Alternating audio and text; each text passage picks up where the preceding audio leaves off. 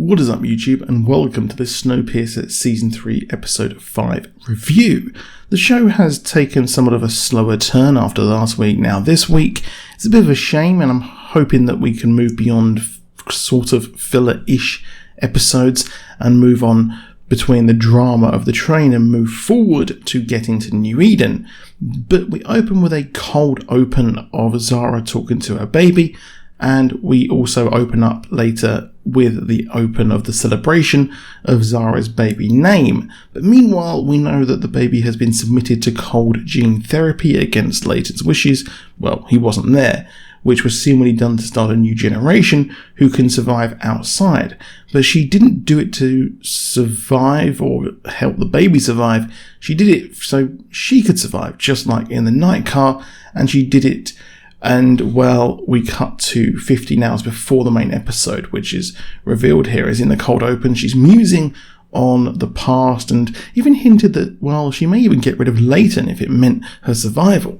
The train actual suggestions hit as Zara'S waters break, and she's taken to labour, where Wilford's scientist is there, who is Zara'S doctor, but later the other trained doctor does join as well. Layton doesn't trust that woman whatsoever. She's 3 weeks early and there are complications, as later we learn that the temperature would drop, and I'm concerned about the baby who was born at the end of the episode. Meanwhile, Audrey is trying to get to Wilford to no avail. She is picked the wrong side, as it was said last week, and during the ceremony I liked how Ruth was like, let's take the kind of easy breezy announcement compared to the rigidity of before. However, an explosion happens with the seed vault at risk, and it's clearly an insult to Layton, showing that someone has it out for him, which is clearly Pike, as we know at the end of the episode. He wants to install Ruth as the leader, but she doesn't seem to have the desire just yet. But she's gonna swap, I think, as she wants to provide the train with the best possible leadership. And, well, it's going to prove more unstable moments for the train. The seed vault is a clear symbolic nature of Layton's desire to arrive at New Eden, but the lie is too much, I think, just like Melanie fell on her own sword, pretending that Wilford was speaking through her, but the train seemingly doesn't need a lie to get going and stay together. Layton is at Zara'S side when he hears this, but, well, as leader, he heads off to investigate the fires which keep popping up throughout the episode with Bess. Just like the Good Out times, they head out to interview each of their enemies from the previous seasons, as Javi is put back in charge of fixing the problems with Sykes as his carer, as he still isn't right, while Ben offers to help Josie to get back to her old self.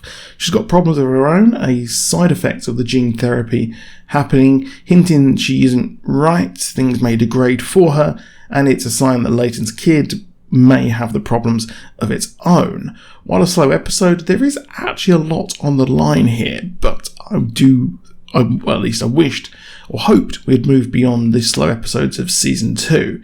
Layton discusses the suspension of the former Brakeman leader and interrogate Wilford, but I like how it's not clearly an enemy for him. It's whoever's doing this is doing it through subterfuge, cloak and shadows, and doing it as an insurgency. It's someone who knows him, who has worked with him, who has fought beside him in seemingly 2 revolutions, and another one as well. So the person, Pike, knows how to get really under Layton's skin. I liked how LJ and Oz are willing to play along with Layton in charge. They clearly know what side their bread is buttered, as they have a good thing going with the night car / rave car. I won't lie, the prospect of another train war is pretty dull, as we have the option of discovering the outside world, the looming spectre of Melanie returning, and we also have that weird vision that Layton was having. But we also have the lie of New Eden, and while Aisha wasn't in this episode, well, it's going to get pretty hectic moving forward. But we are again caught in the minutiae of the train and the train's hierarchies, which is, while I guess I don't know why I expected, because it makes sense. We also have a surprise as Josie and Ben get together, and oh man, what is it with this woman getting with blokes whose girls are perceived dead or gone away. She's going to get a shock when Melanie turns up and takes Ben back, and the baby is born as Pike seemingly has regrets about what he did, looking sad as he goes and smashes the remote detonator to get away, as the explosion earlier almost took out Leighton and Bess. He's clearly conflicted as he and Leighton had been through so much, but it seems he can't forgive him for leaving the train and coming back just to take it over.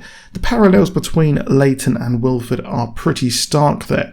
Wilford was off the train and came back to take it over, and Leighton did a pretty similar thing on, well, pretty much the same train.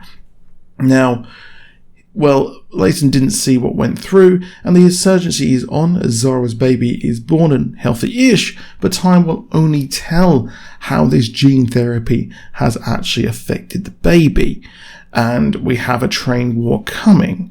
So, a pretty muted episode, a pretty easy one to write a script for, but overall it was a pretty nothingy episode. It's a real shame, and I know this show does have its detractors, but I do really enjoy watching it. Just like last season, I was enjoying the start of the season when it started to get really going and fast, a stark contrast from the first season, but here we're back to where we are in season 2, and I'm hoping things do shake up and get going a bit faster next, or at least in the next episode. But that is it for this video. Please drop a like down below, do subscribe with notifications on, and I'll see you soon, and goodbye.